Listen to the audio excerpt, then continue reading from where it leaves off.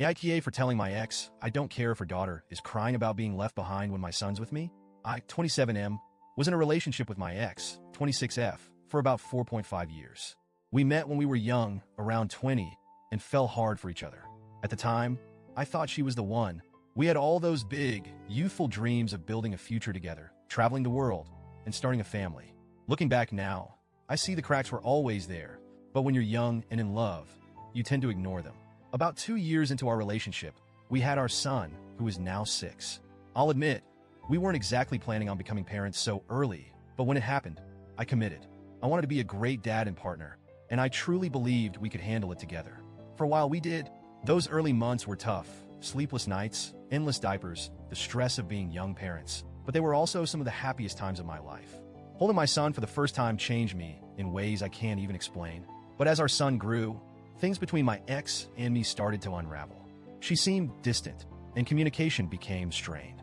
We argued more, and I could feel her pulling away.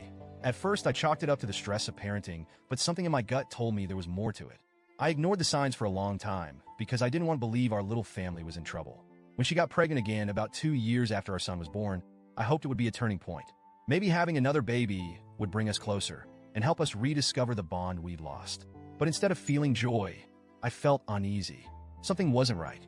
The timelines didn't add up, and there was this nagging voice in the back of my head that told me to ask questions I didn't want to ask. Eventually, the truth came out. She had been cheating on me. I don't know how long it had been going on or how many people were involved, but the damage was done.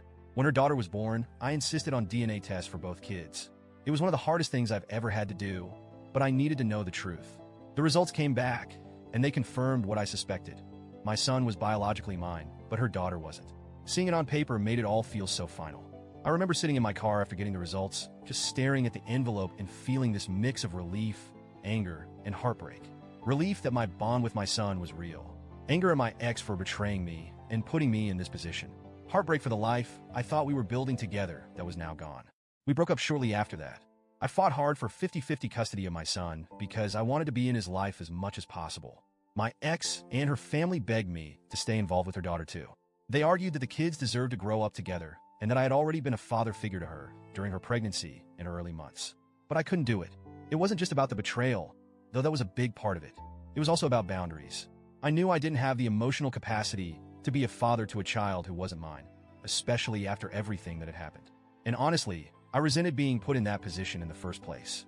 My ex made her choices, and I didn't think it was fair for me to bear the consequences of them.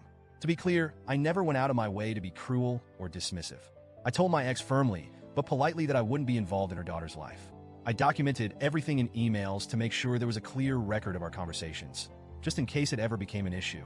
For the most part, we settled into a routine.